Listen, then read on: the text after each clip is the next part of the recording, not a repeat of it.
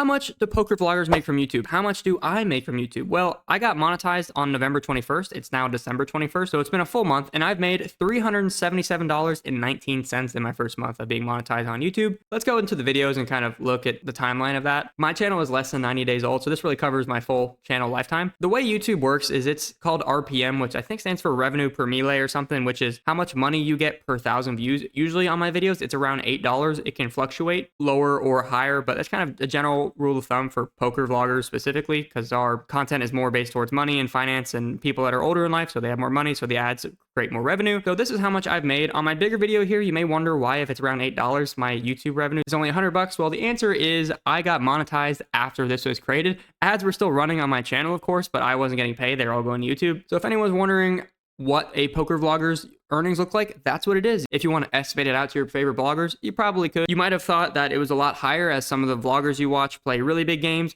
They have a other income source. I'm sure a lot of you already know what it is. If you want to figure it out, just go on Reddit. It's not that big of a deal. That's just how much I make. And now let's get into the vlog. We're again at Shuffle in for the 1-2 for 300. This session, if you guys like unorthodox sessions that don't make a lot of sense, this one is for you. First hand, we look down at pocket eights. I'm in later position and I decide to limp. It gets to the button, who pops it up to 13. This is a kid that has been raising, I'm not kidding, 100% of hands. So I said, okay, he's gonna raise, I'll limp re-raise. When he raises to 13, there's 3 calls in front of me, which is great because that caps all of their hands. So I have the green light to raise. I raise to 100. The button has a little less than that, so obviously I'm very down for him to also call. We get it in. I have the best hand almost all the time. We go heads up, and there's already dead money in the middle. But he folds. And so does everyone else. So we don't go to a flop, but we win $52 uncontested. You'll love to see it. Then look down at ace jack in the big blind. There's a button straddle, so when it gets to me, I pop it up to 15.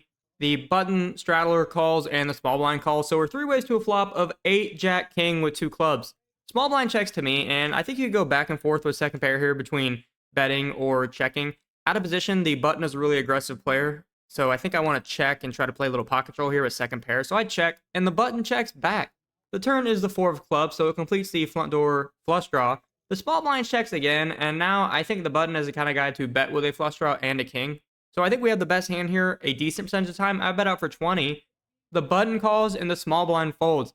The river is the ace of hearts, which is a great card, gives us 2 pair. Now, really, I think we beat everything that's not a flush or queen 10. I bet out for $35. The button does take a few seconds, but then folds. So we're 2 for 2 on the day. Then get pocket 2s and open it up to 15 and get 5 callers, which is actually pretty ideal because that basically almost prices us in there, hit our set right there, to a flop of 3-8-3 with 2 spades. And when it gets to me, look, I know the whole plan was to hit a set and then fold if we don't. But I mean, we have the best hand some percentage of the time here. It's really hard for someone to flop trips. An 8 is kind of random and may not be able to hang on. But if we check, there is basically no chance we have the best hand by the turn. Any spade, any overcard, the only turn we want to see is a 2. So this is probably still a mistake 6 ways. But I bet out for 35 thinking, hey, I want to protect the best hand if I have it. And there's already a lot of dead money in here. The button is the only caller. This is a guy from the ace-jack hand that I really don't enjoy playing out of position to. So that's not the person I wanted to see call. The turn is a 4 of spades, so now we don't beat anything. If he has a 3, he's ahead. Spades, an 8. I check, and he surprisingly only bets out for 20. Now, I think he has a flush here or 3 a lot of the time, and I'm very confident that if I call, hit a set, and then obviously hit a boat at the same time, that he's going to bet again and I can check raise him. So I know it's we're not getting the direct odds right here. It's still not enough, even though 20 is a very small percentage of the pot. It's still not a small enough bet to we're getting direct odds, but I think the implied odds are there. So I actually put in the call for 20.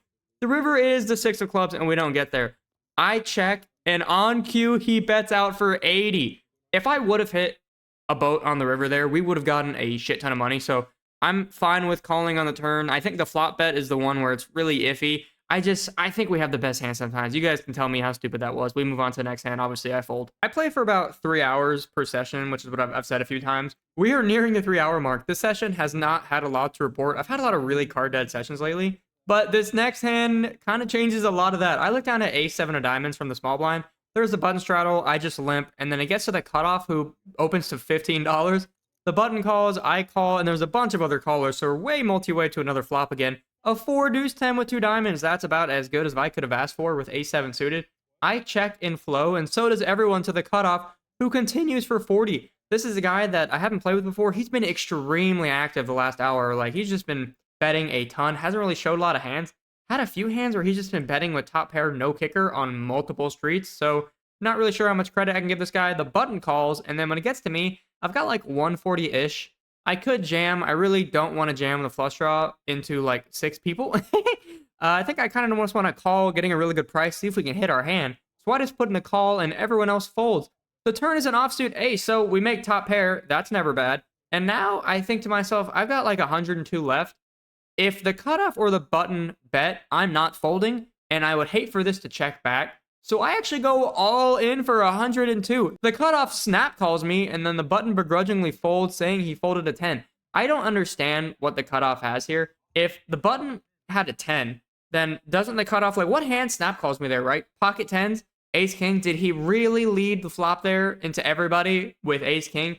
I don't know. I feel like we're behind after getting snap called, obviously. I'm chancing for a diamond. He gives me a weird look. The river's clean, and now I know why he gave me that look. He shows queen jack of diamonds, so that actually does make some sense. I think we got it in there as good as we could. He was dead to an offsuit king, which the button said he folded an offsuit king, so he had like 2 outs max. We win a really massive pot. That was one of those sessions where I just had to be really patient. I've got another session coming after this, a part of this video, obviously, because you're going to see it's going to be way longer than it's not going to end right here. But this session had a lot of patience, and it was rewarded. I really only saw one big hand, and it was this hand. Really happy with how I played it. This session, we were in for 300, out for 422. If I would have not been an idiot on the pocket 2s hand, we probably could have been out for about 500, playing like 4 hands in 3 hours. So decent session. Now let's move on to the next one. All right, so first hand of the next session, we look down at king 10 on the cutoff. This is a ridiculously tight table, aside from one guy who was actually at the last session. The guy who just called with queen jack of diamonds from the last hand I just showed is at this table, but everyone else is ridiculously tight. So I'm in the cutoff with king 10. I went up to 13. I get calls from the queen jack of diamonds guy and another guy. So we're 3 ways to a flop of king 8-7 with 2 diamonds. So we flop top pair. The +2 checks, and then the low jack has a guy that doesn't open ace jack of spades. When he bets out for 10, I'm not very happy with king 10 offsuit, but I'm going to just call and tread cautiously. The +2 then, the crazy guy with queen jack of diamonds, goes all in for 64. My plan, if the low jack calls, is to fold, because I think he's got a ton of equity, or we're behind. And we could be behind the +2.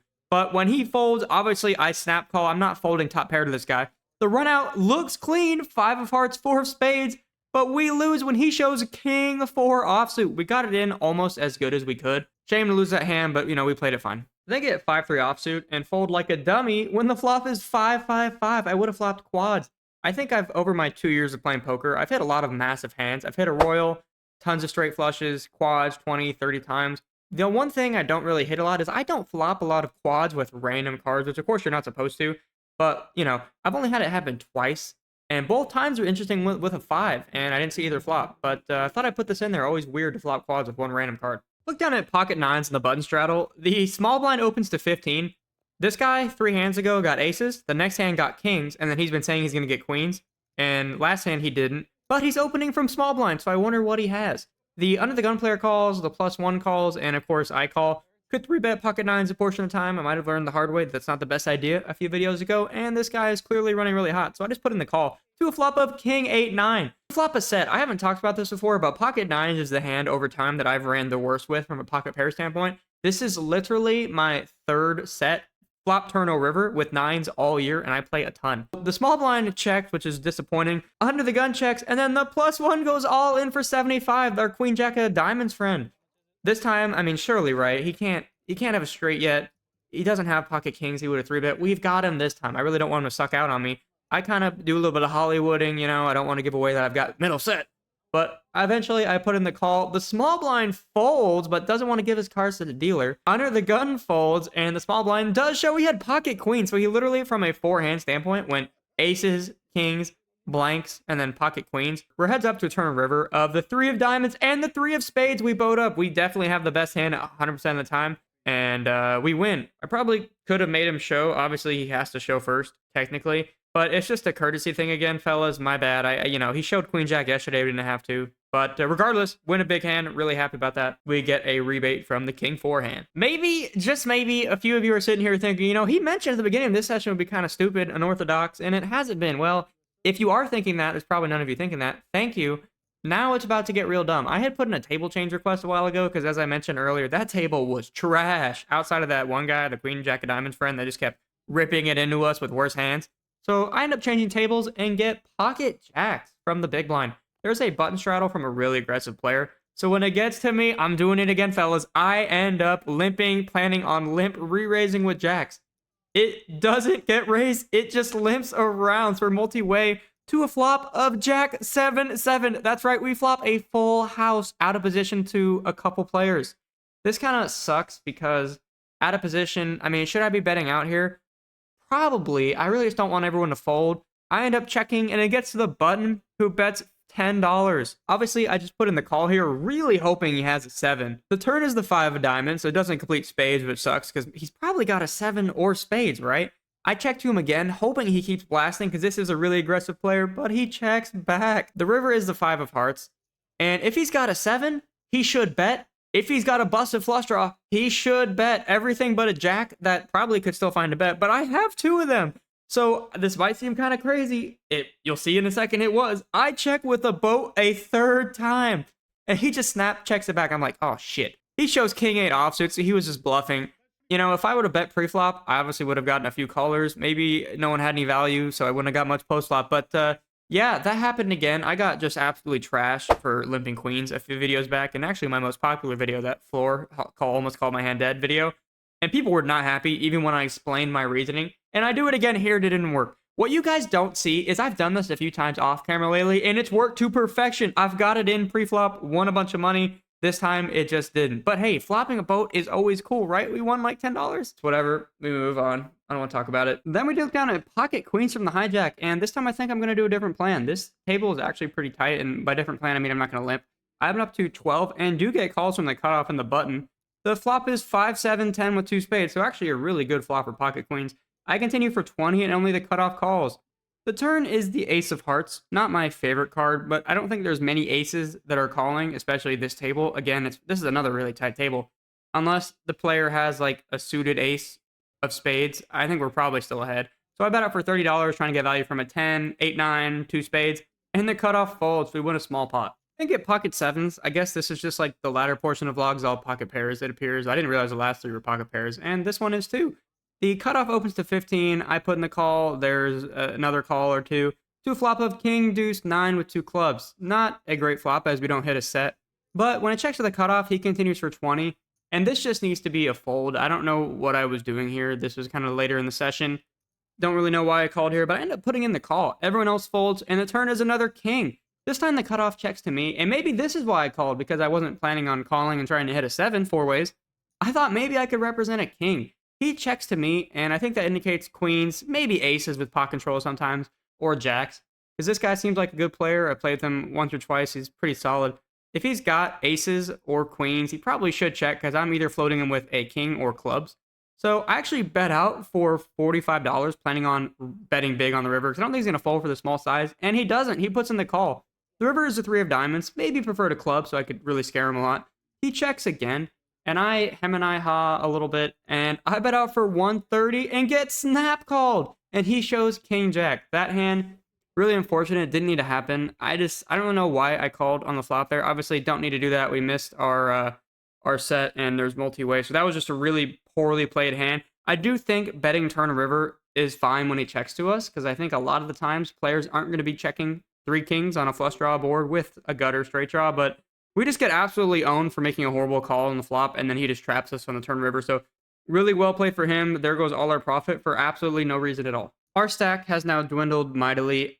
I actually kind of went a little bit on tilt from that hand because 1, I should have made a really bad call on the flop as we talked about, and 2, I just don't get trapped like that at 1-2 very often, so that kind of hurt a little bit. And then get pocket aces. There's a straddle from the same guy who's under the gun. So I'm first to act, and look, I opened to $20 with pocket aces. A lot of you are going to think that's big. It's Texas. You're going to get a lot of calls. This table has been playing tighter. There's a few action players that have left, but still, I get no call, so I end up just racking up and leaving because I'm not in the mood to keep playing. We were in for 300, out for 131. Could have been 0, but definitely should have been a win. So really disappointing with how I played that. The first session, a lot of patience, paid off. Second session, made a few mistakes, had a few unfortunate runouts with King 4, pocket jacks. I think I misplayed that pre-flop, but wasn't getting a lot of value. And then that pocket 7-10 really just kind of sent the whole thing amok. You know, not a great session. First one was a lot better. Again, I'm going to have a really cool video coming out on the 31st with a lot of really ridiculous hands. There's going to be some stuff about next year, a little bit about me. It's going to be pretty interesting. If you guys enjoyed, leave a sub, drop a like, really help the channel. And I will see you guys next time.